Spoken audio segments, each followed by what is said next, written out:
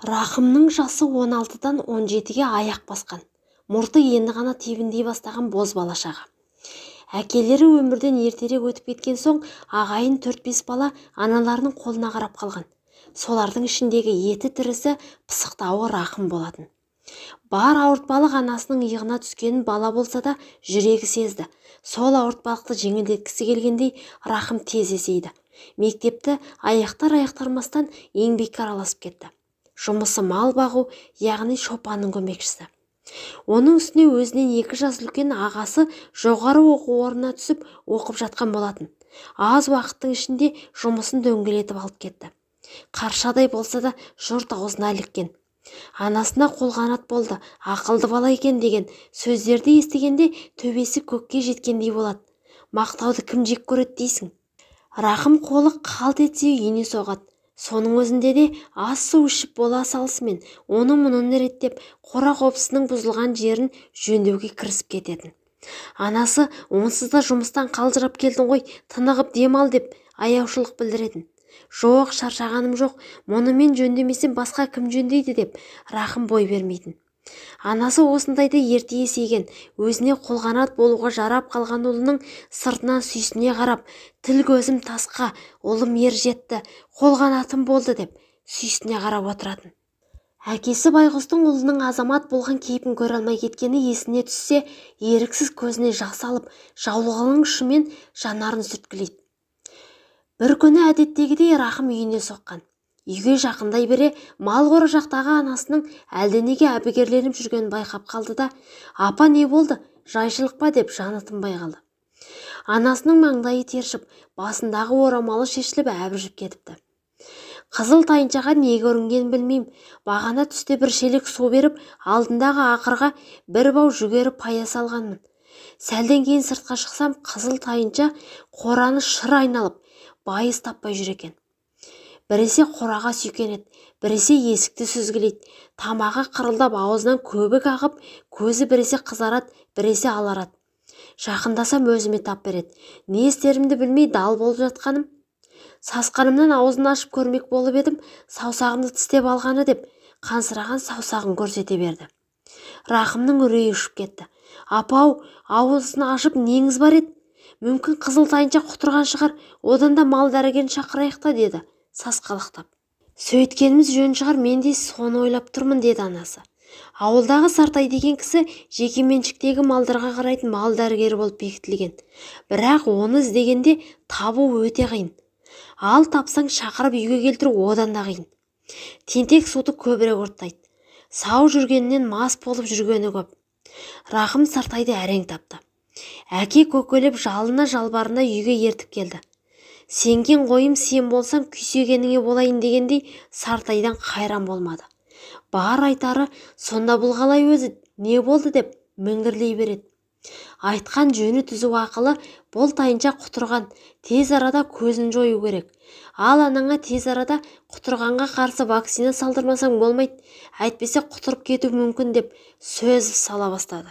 Ағатай-ау, сіз әуел жақындап көрсеңізші, мүмкін басқа ауру шығар, деді Рахым сеніңкіремей.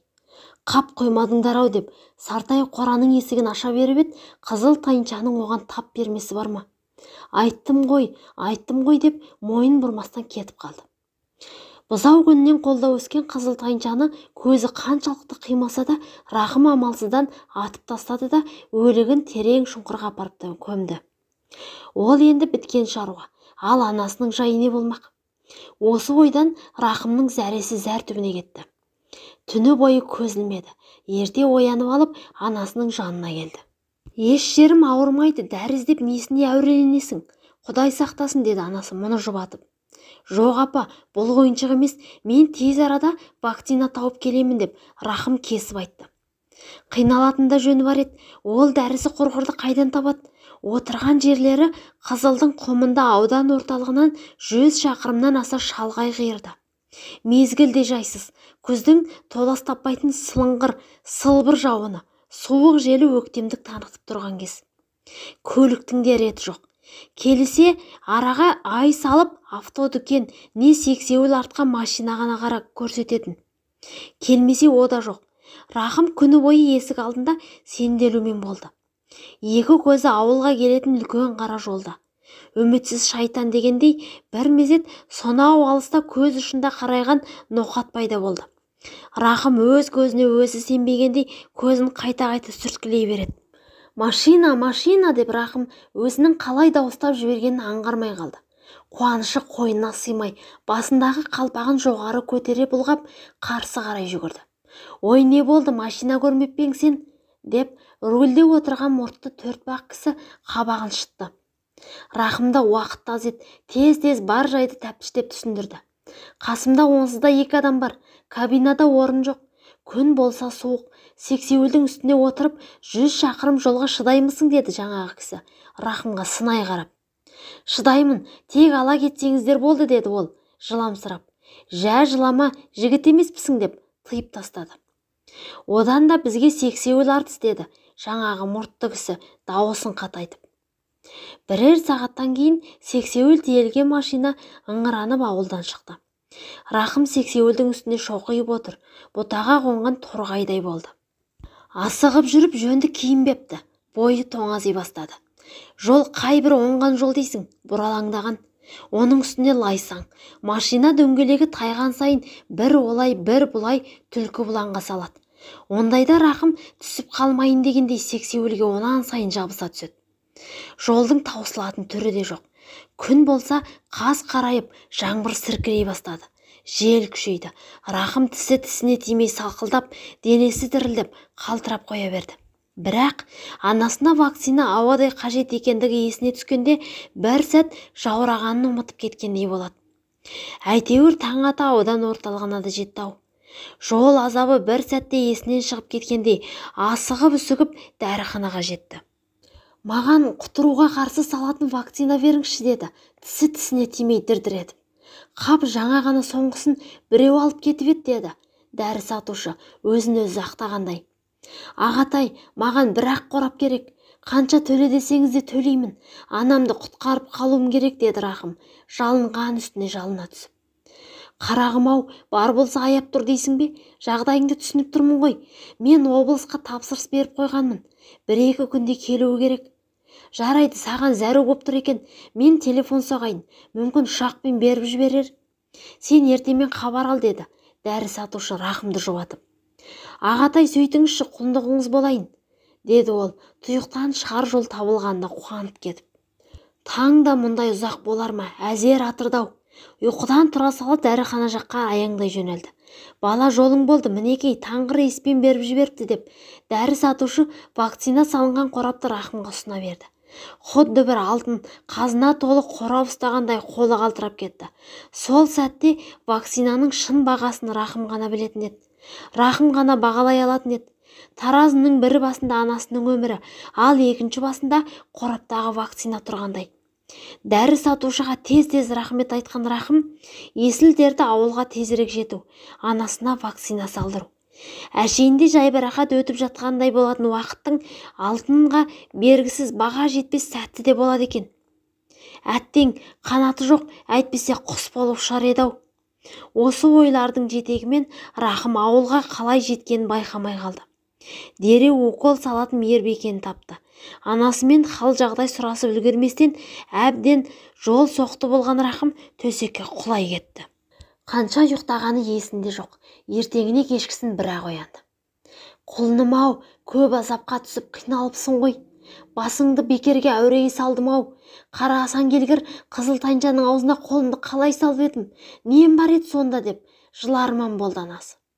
Апау, не әуресі бар мұның? Дайын көлікпен бардым да қайттым. Қызыл тайыншаның арқасында бұрын көрмеген аудан орталығында көрдім деді ол, сөзін әзілге айналдырып. Анасына 7 күн вакцина салдырғаннан кейін Рахымның көңілі орнына түсті де жұмысына қайта кетті. Арада бір жылдай уақыт өтті. Қайта күз келіп жетті. Топ-тора былтырғы мезгіл, қараша айының ортасы. Ойында дәнеңе жоқ Рахым қуанышы қойнына сыймай келе жатқан. Қуанатын жөні бар. Құжаттарын жоғары оқу орнының сырттай оқу бөліміне өткізіп, емтихан тапсырған болатын. Оқу орнынан хат келіпті, оқуға қабылданыпты. Еңбек озаты жалынды жасты оқуға түскен хабары жетісімен аудандық сотқа сот көмекшісі етіп тағайындапты. Міне, осылайша Рахымның қуанышы қуанышқа ұласқан жайы бар. Сол қуанышын анасына жеткізгенше асығып келе жатқан беті. Үйге жақындай бере мал қора жақта айналшықтап жүрген анасын байқап қалды да жүрегі су ете түсті. Ширақтау басып анасының жанына жетіп келді. Анасы мұның көре сала, балам, енді мына қара тайынша құтырған ба деймін. Түстен бері осымен әуреленіп жатырмын. Тамағы қырылдап бірдеңеге қақалып шашалғандай, аузынан көбік ағып, қызарған көздері шатынап, жарылып кете жаздап тұр. Не болды? Бұл топалаң тигірлерге не жазып еді, Құдай-ау деп, анасы жыламсырап қоя берді. Ал Рахым болса іштей, бұл не нәрсе өзі? Жылма-жыл бір мезгілде қайталанатын. Мұндай қандай ауру, қандай сыр бар деп ойлай кетті. Апа, оған не беріп едіңіз деді, аспай-саспай. Не берейін, бір бау жүгері пиядан басқа ештеңе бергенім жоқ. Күнде жейтін сол ғой. Қой, бұл жұмбақтың шешуін өзім шешпесем болмас деп Рахым тәуекелге бел болды. Апа, қалыңда орамал беріңізші.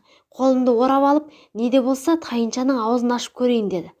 Ойбай, құрысын жолама, атып тастада, ол қарсы атқырды деп анасы шырпыр болды. Рахым анасының айтқанына көнбестен қолын орамалмен бірнеше қабат етіп орап алды да қара тайыншаның аузына сүңгітіп жіберді. Қолы бірден сырты кедір-бұдыр қатты бір нәрсеге тиді. Тамағына бір зат кептеліп қалған сияқты, әрлі-берлі қозғап, әрең дегенде суырып алды. Қараса кәдімгі Апа, мынаған қақалыпты ғой деп, Рахым бүтін собықты аяғының астына тастай салды. Қара тайыншаның жаны жай тапқандай болып, көздеріне сәуле ойнады. Құйрығын бұлтаңдатып, күйлі болып, лып етіп, түк болмағандай орнынан атып тұрды. Рахым да аң-таң, анасы да аң-таң. Бар кілтипан жүгері паяда болып шыққанын қараш. Жүгеріні жинағанда собық аршымаған күйі паямен бірге қалып қойғанда тайыншалар оларды шайнамай бүтіндей жұтқан. Балам-ау, қызыл тайыншаны да тап-атал түсте осылай атып тастап обалына қалыппыз ғой. Бар кінә өзімізден екен деді анасы өкінішті үнмен. Рахым анасының сөзімен келіскендей үндемеді. Іле-шала, апам, мен оқуға қабылданыппын. Бүгін хабар алдым. Екіншіден аудандық сотқа сот көмекшісі болып тағайындалдым деп көңілденіп сала берді. Құдай-ау, өшкенім жаным, өлгенім тірілген күн болды ғой. Келші бер құлыным деп қуанған анасы көзінен жас шыққан күйі Рахымды құшағына алып бауырына қысты. Аналы балалы екеуінің құшақтары жазылмай біраз тұрып қалды.